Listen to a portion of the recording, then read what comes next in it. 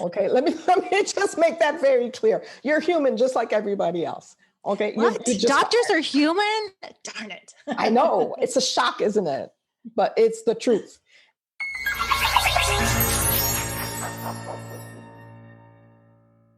Welcome, everyone. I'm Jill Farmer, one of the lead coaches at docworking.com, joined by the other co-lead coach, Gabriella Dennery, MD. And today we are going to talk about ways that you can make your non-clinical days more productive.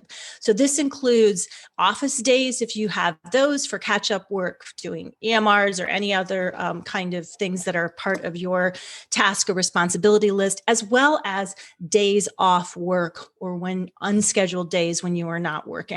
And so recently, I had a client, I'll call her Annie, who came to me and she was noticing that she's in an academic hospital. And so she has a day and a half, I believe, of non-clinical days a week that she was supposed to be doing, administrative kind of things as well as research coordination. And so she would notice that those days there would be so much to do, but at the end of the day, she would have exhibited a lot of procrastination. And then she had stress, and then she had overwhelm, and then she had this sense of inadequacy and shame. Is this something that you see with your clients as well, Gabriella, on this clinical, which is a highly scheduled day usually, and then you get to this less scheduled day and it gets really stressful? Yeah, because it absolutely, there's a lot of judgment around it too. And that's what I've noticed. People just beat themselves. It's not enough. It's not enough. I didn't do enough. I didn't accomplish enough. And I always constantly feeling that they're behind something, that they're trying to always catch up to life. And it's like, yeah, no, that definitely is very, very, very common. Yeah. And so with Annie, what we'd noticed is she would go from these highly scheduled days, right, where it's literally back to back to back patients, which is a whole nother subject that we could talk about in another podcast, changing the healthcare system to create breathing room for physicians. But that highly scheduled for her environment, and then juxtapose against, okay, here's your clinical day. What she would notice herself doing is what she told me is just, well, there's so much to do. I would just show up and figure that I would know what needed to be done because there were so many things I needed to get to. And I said, aha. So what you're expecting yourself to do is to go from this highly scheduled, programmed day to a kind of unprogrammed, unscheduled day. And you're expecting some automatic prioritization pilot to take over and kind of expecting somebody else to kind of give you that schedule. So what we did is we sat down and mapped out what are the priorities.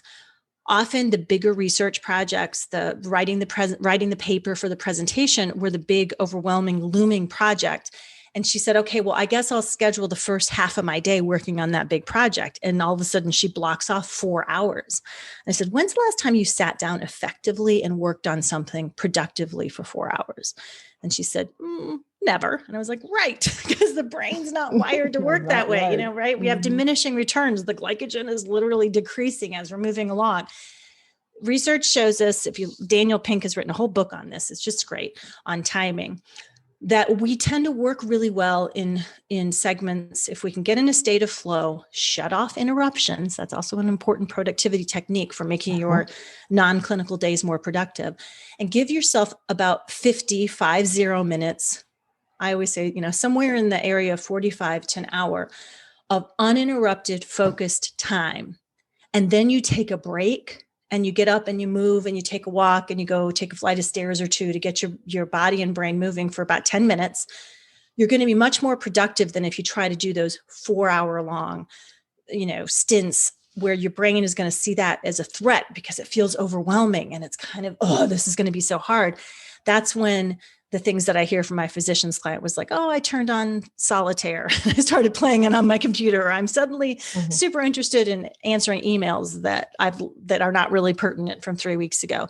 So keeping that duration of focused time in shorter blocks and then breaking it up instead of just saying, researching the paper that I'm presenting in Belgium, instead breaking it down specific topic wise of what you're going to research and focus on in smaller blocks of time is a really effective way to deal with those kind of long blocks of those non-clinical days. What do you have to say about that, Gabriella? I definitely. And that whole idea of taking a break. I was reading an article recently, former President Obama was talking about his day and how that worked.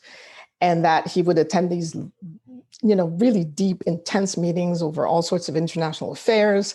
And that he would then say, thank you very much. And get up, have dinner with his family, go get a haircut, hang out, go get a hamburger. And he said that time was that time for the reset. That time was that time to just be able to just digest the information, not make a rash decision right away, not reacting to anything, but really look at the decision, decide, well, what was in alignment with your values, what was important, what mattered most, and then make a decision, knowing that you can't please everybody. You can't make everybody happy, but you did the best you could. And so I take that to heart with what you said about keeping that, instead of trying to see, okay, there's this massive project that I have to get done.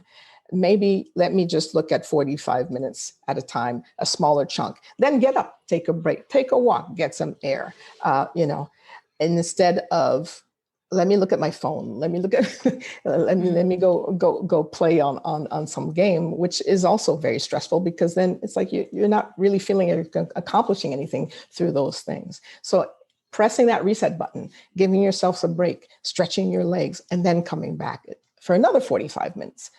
That, I think, tiny steps, marginal steps, incremental steps make a massive, massive difference. Yeah. And let's also talk about just breaks in general, right? So you notice, I know we've talked about in the past with your coaching clients and then yourself as a physician, that a lot of times on those non-clinical days, even if it's a weekend or, an unscheduled day during the week, there's a lot of hesitancy among physicians to actually take a break, right? The idea is I'm going to go from this overworking, driving productivity to a different kind of overworking productivity at home. So why do we need to really think more intentionally about taking breaks on our days when we can? Again, it's about pressing that reset button and how important and vital that is to be able to, if I relate my personal experience, yes, it's easy because that mindset is already programmed. There's always that wiring, that neural wiring that says, okay, I got to work. I got to get to the next thing. And that gets translated at home. It doesn't stop. But then that means making that conscious effort to say, okay, where's my boundary here? Because at one point I have to start and work has to stop. Like the rest of my professional life has to end somewhere and my personal life has to start somewhere else. And so, is everything an absolute emergency that has to be taken care of right away? No, it isn't. Most things actually are not. And if I take a day off, then I take a day off. And that if I want to do nothing and sleep, then I want to do nothing and sleep. If I want to take care of something, great, I get to take care of it. If I want to talk to friends and family, let me do that. Let me connect to life in a different way that has nothing to do with work, because then that enhances my work. From a personal perspective, my Monday nights were sacred. Why? Because that was my African drum class night.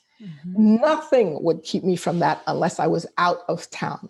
Why? Because it gave me the energy I needed, not only for at the end of that day, get my frustrations out on the drum, learning some new rhythms, being in the company of people who had nothing to do with medicine, which was fantastic, having a different kind of conversation, a different experience of life. And by the time I got to work the next day, I felt energized and refreshed and ready for the day and ready for the week. That energy lasted until the next Monday, right? And because I made that switch, I took time for me and something that I had fun with, that having fun time and leisure time is actually important because that lifted my energy and my spirits for what was to come the next day, as opposed to, okay, let me just try to get more work done so I can get up in the morning tired, so I can get more work done and then go to bed tired and then try with stuff floating around in the head because I didn't get enough work done. So, oh my goodness, I'm thinking all night instead of sleeping and resting and giving myself time. And so it's like, yes, break the routine. It absolutely has to be priority one. It's not an afterthought. It's not something, oh, I don't have time to it because I have something to catch up on. Right. Break the routine. That will make routine actually easier to deal with. Absolutely. We are not, our brains and bodies were not meant to operate at one speed, which is pedal to the metal all the time. And I'm sure as physicians that those of you listening to this, and I know, you know that on one level, but somehow a lot of times my physician clients think somehow they're the superhuman exception to that. And that the pace has to remain at this level all the time. And remembering that we need to recharge those batteries at a cellular level and in the way and from our brain's perspective as well. So that's an excellent point. I love that word you said, exception. Docs, I'm sorry to break it to you, you're not the exception. Okay, let me just make that very clear. You're human just like everybody else. Okay. What? Doctors are human? Darn it. I know. It's a shock, isn't it? But it's the truth. No, so stop trying to think of yourself as you're wearing a cape and you're going to save the day. Take the cape off, get off the horse, and understand that, you know what? I'm not feeling well today, or I need some rest today, or my intention is to have fun today. Why not? Great. That's excellent. Last thing I want to talk about briefly in relation to making those non-clinical days more productive and more meaningful is to stop the meeting insanity.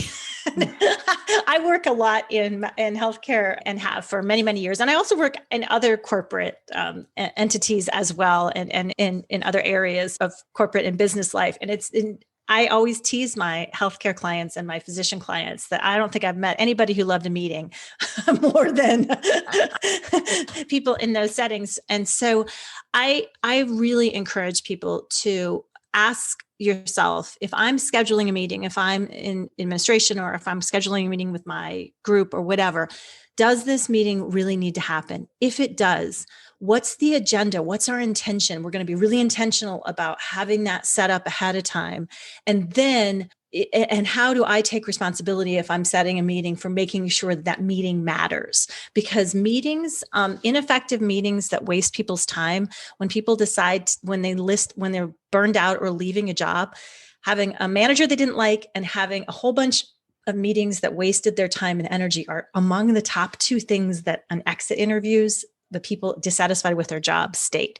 So I think if we can, on those non-clinical days, if your tendency is just to set up a whole bunch of meetings, I think by taking more responsibility for making sure that the meetings that you're part of do matter, that there's a values-based component, there's an intention, there's a follow-through, there's a willingness to make them shorter, to give people more time back for their own agency over their time, I think that can have a radical effect on making those non-clinical days more productive. Mm-hmm. What do you say about meetings?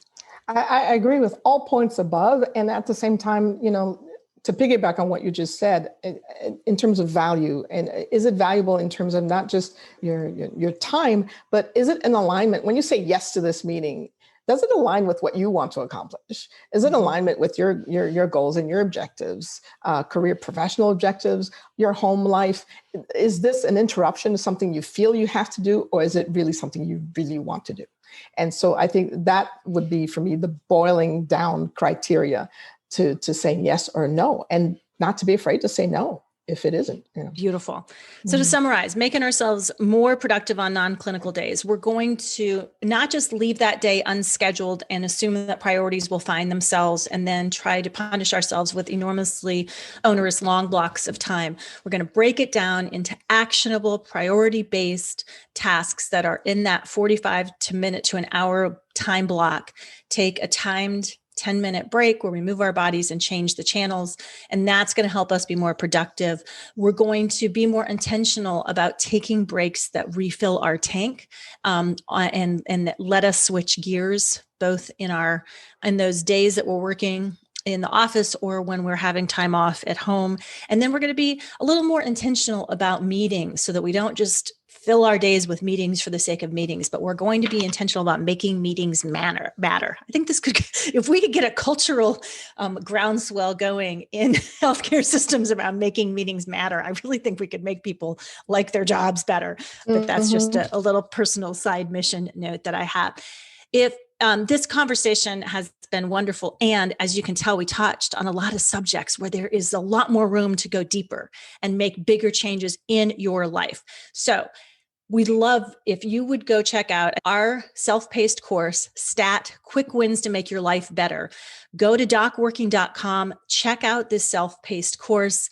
We go really deep into a lot of the stuff we've talked about, saying no to make more room for yeses in your life, detailing out productivity schedules that allow you to have maximum productivity and maximum ability to recharge. All that stuff is covered in the course. So check it out. Meanwhile, thanks for tuning in for this conversation. Gabriella, your stuff is always so brilliant. It's so great to be inspired by you, and go out and make it a great day, everybody.